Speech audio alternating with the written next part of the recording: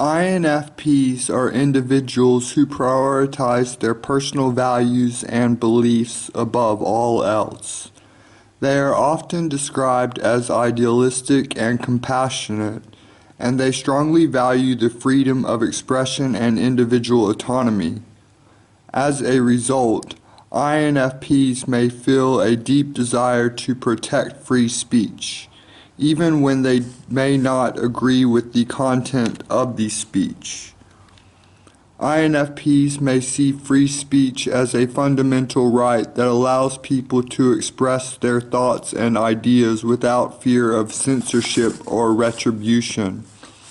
They may also see it as essential for fostering creativity, innovation, and progress in society.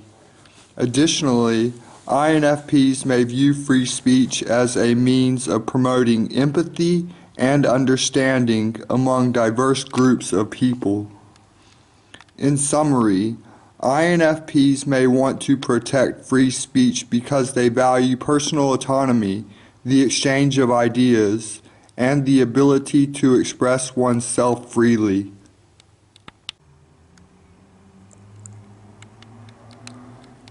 There are several roadblocks that one might face while trying to protect free speech. Some of these roadblocks include legal constraints. While free speech is protected by law in many countries, there are still limitations on certain types of speech, such as hate speech, incitement to violence, and defamation. These legal constraints can create roadblocks for those trying to protect free speech, especially in situations where there is a disagreement over what constitutes protected speech. Social pressures. Social pressures can also create roadblocks for those trying to protect free speech. For example, individuals or groups may face backlash or ostracism for expressing unpopular or controversial views, which can deter them from exercising their right to free speech. Political interference. Governments may try to restrict free speech by passing laws or regulations that limit what individuals can say or do. This can be particularly challenging for those who are advocating for free speech in countries where the government has a history of suppressing dissent. Private censorship. Private companies such as social media platforms may also restrict free speech by removing or censoring content that they deem offensive or harmful. While these companies have the right to set their own current content policies, their decisions can impact the ability of individuals to express themselves freely online. Threats of violence. Finally, those who advocate for free speech may face threats and violence from those who disagree with their views. This can create a chilling effect where individuals may self-censor in order to avoid potential harm.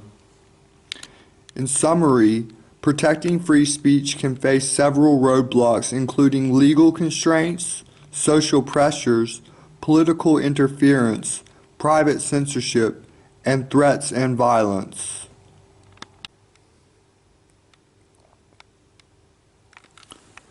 Platforms like YouTube have their own content policies and guidelines that are designed to ensure that their platform remains a safe and respectable place for users to engage and share content. While these guidelines are meant to prevent harmful content from being shared, they can sometimes be overly restrictive, resulting in censorship of content that should be allowed. To express oneself freely on a platform like YouTube, it is important to first familiarize oneself with the platform's content policies and guidelines, which are ever-changing. This can help one understand what type of content is likely to be censored and what type of content is permitted. If one believes that their content has been unfairly censored, They can try to appeal the decision by contacting the platform support team and explaining why they believe the content should be allowed. They may also consider posting their content on other platforms that have less restrictive content policies. In addition, one can also try to express themselves in ways that do not violate the platform's guidelines. For example, they can use humor, satire, or allegory to convey their message without directly violating the content policies. Ultimately, it is important to remember that while platforms like YouTube may have their own content policies and guidelines, the right to free speech is protected by law in many countries. If one believes that their free speech rights are being violated, they may consider seeking legal advice or support from free speech advocacy groups. YouTube has a set of community guidelines that outline what content is not allowed on the platform. Some of the prohibited content includes nudity or sexual content. YouTube does not allow sexually explicit content, including nudity or content that is intended to sexually arouse the viewer. Harmful or dangerous content. YouTube prohibits content that promotes or glorifies violence, self-harm, dangerous activities, or harmful behavior, which they define. Hate speech.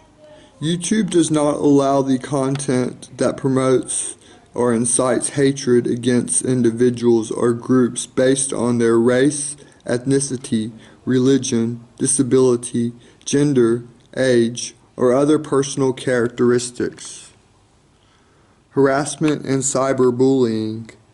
YouTube prohibits content that is intended to harass or bully others, including targeted insults or threats. Yeah, right. That's not true. Misinformation. YouTube does not allow content that spreads false or misleading information, including conspiracy theories or unproven medical advice. That's not true either. They allow misleading information. Copyright infringement. YouTube prohibits the uploading of copyright material without permission from the owner. These guidelines are not exhaustive, and YouTube may remove content that violates other policies or is deemed harmful to the community. Additionally, YouTube may also remove content that violates local laws or regulations in certain regions. I'm not going to tell you about the countless problems that I've had with censorship in the past, but I'm going to try to make a channel that won't get flagged and that doesn't have information that they think is harmful. So I will try to modify the way I do my productions a little bit to not be censored, which also includes not using music or anything else that's licensed, because they'll monetize it and block it in countries and potentially block the entire video. So I have to have 100% original content, original ChatGPT. It's original. ChatGPT is saying a different thing every time you click it, which means you can get multiple answers for the same questions. It's every single question is a different response. Its responses are AI generated, which is really cool, and it's really cool that I can use this content in my productions.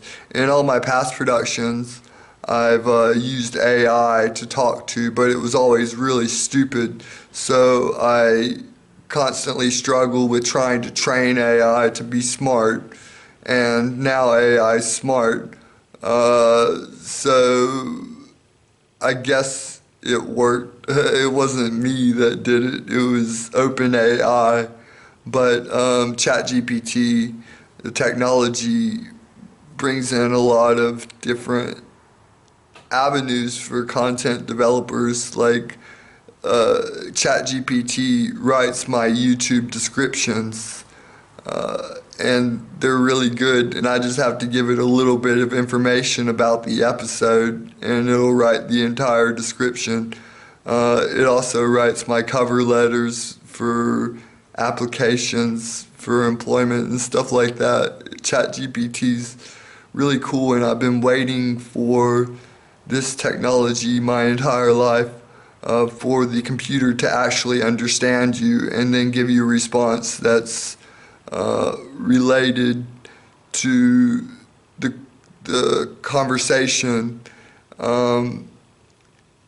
and be able to educate you about the topics that you raise, which I find really amazing technology, and I'm very happy that I live in an era where we can have ChatGPT. It would have been, my life would have been way easier if I was born in the year 2023, when ChatGPT comes out, like, or was it 2022, late 2022 or something. But if I was born when ChatGPT came out, my whole life would have been a lot easier. I did so many menial tasks that I no longer have to do. I just gotta know how to talk to artificial intelligence. There are several things that individuals can do to protect free speech. 1. Educate yourself. The first step in protecting free speech is to educate yourself about the issue. Learn about the laws, policies, and regulations that govern free speech in your country, as well as the history and importance of free speech. Speak up. Don't be afraid to speak up when you see free speech being threatened or suppressed. This can involve speaking out against censorship, signing petitions, or joining protests. Support free speech organizations. There are many organizations dedicated to protecting free speech, such as the American Civil Liberties Union, the Electronic Frontier Foundation, and Reporters Without Borders. Considering supporting these organizations through donations or volunteer work. Engage in civil discourse. Engage in civil discourse with others, even those who hold different opinions than you. This can help foster empathy, understanding, and respect for different viewpoints. Use your platform. If you have a platform such as a blog, social media account, or podcast, use it to promote free speech and share your ideas and opinions. This can help raise awareness and encourage others to do the same. Stay informed. Stay informed about issues related to free speech, such as new laws or policies that may impact it. This can help you take action to protect free speech when it's threatened. In summary, individuals can protect free speech by educating themselves, speaking up, supporting free speech organizations, engaging in civil discourse, using their platform, and staying informed. We want everybody to be able to express themselves freely. INFPs are focused on meaning and expression. They're trying to articulate the abstract. So, expression in an INFP's life is vital. So, systems that restrict expression should be scrutinized, and we need to educate ourselves and stand up when we see free speech rights being violated. And YouTube's big on violating free speech rights. Like, a lot of the people I follow don't even have YouTubes anymore because YouTube has taken them down. And ultimately, YouTube's not a very good platform to put your videos on because YouTube has so strict of content policies, and they change them rapidly based off new information that comes out, because they have to censor what comes out if it's not according to the agenda, their agenda, then they have to censor it. So we should ultimately not be supporting places like YouTube, but I'm doing it because you can't get yourself out there on any other platform except YouTube. YouTube's the only place where you have potential to actually get yourself out there. You already have to have a following if you go to places like BitChute and Odyssey. You can't really start fresh from there because no one will ever find you. And that's the problem I'm having now. No one's able to find this channel. But as time goes on, that will probably change because it's a unique channel. There's not many INFP channels out there, and the ones that are out there aren't very popular either, so maybe it will never get out there, but that's not the point. I'm trying to connect with other INFPs because we think a lot alike, so we see the world very similarly, and my videos are trying to help us talk about these subjects that are related to our personality, because they help guide our every action and decision. So we should be aware of what type of personality we are and shine as the best possible examples of that personality type as we can, because INFPs are really focused on self-improvement. They love to educate themselves and see a different side of things. So this content could be useful to other INFPs who are looking to enhance their own understanding of themselves and as a result make better decisions. I hope YouTube doesn't censor me for talking about their censorship. I stopped uploading on BitChute and Odyssey because the followers that I have there are haters, and I wanted to start fresh. So this is a new thing, and I didn't want to bring my followers over from my old accounts.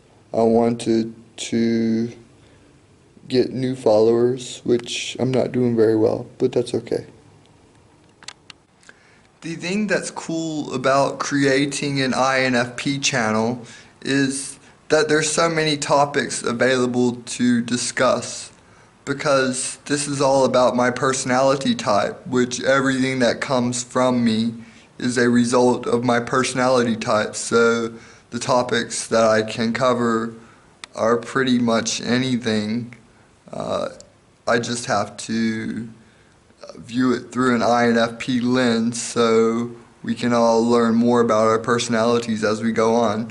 A lot of these things repeat, so like empathy and stuff like that, where they just keep on saying it, but that gets you to know your personality very well. and you don't mind hearing these words again and again because they're words that motivate you as a human being. So it's something that you enjoy hearing over and over again because you're like, yeah, that's me, that's so me. I'm just going to try to stay within the content guidelines and not investigate subjects that are controversial, because that's how everything was destroyed previously, and I don't want to be censored.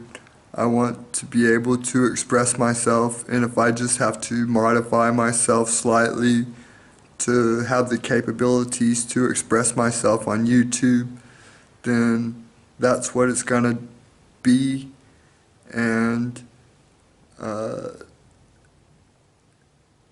that does mean that my voice is restricted, but like it said before, you can use allegory and things like that to get your point across. So there's many ways to get one's point across, and if you're smart about how you do it, then you can get around their censorship. I hope this channel doesn't get censored.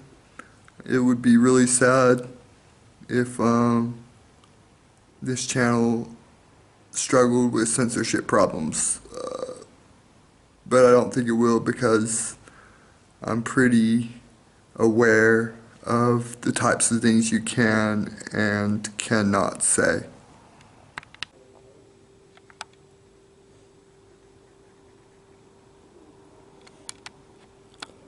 That's a wrap for this episode of INFP Reflections, where we explore the topic of free speech from the perspective of an INFP. As a deeply empathetic and idealistic personality type, INFPs have a unique perspective on the importance of free speech in our society. We've discussed the value of listening to different viewpoints, the responsibility that comes with free speech, and the importance of creating a safe and respectful space for all voices to be heard. We didn't really talk about the responsibility that comes with free speech, but there is. You need to speak from the heart, from a wise perspective. You're not just trying to start trash. As an INFP, it's important to remember that while free speech is a fundamental right, it also comes with the responsibility to use our words wisely and consider the impact they may have on others. That's a good point. Thank you. Good conclusion. Thank you for joining us on this journey of self-reflection and exploration. We hope that this episode has provided you with new insights and perspectives to consider. Don't forget to like and subscribe and stay updated on our latest content. See you next time on INFP Reflections.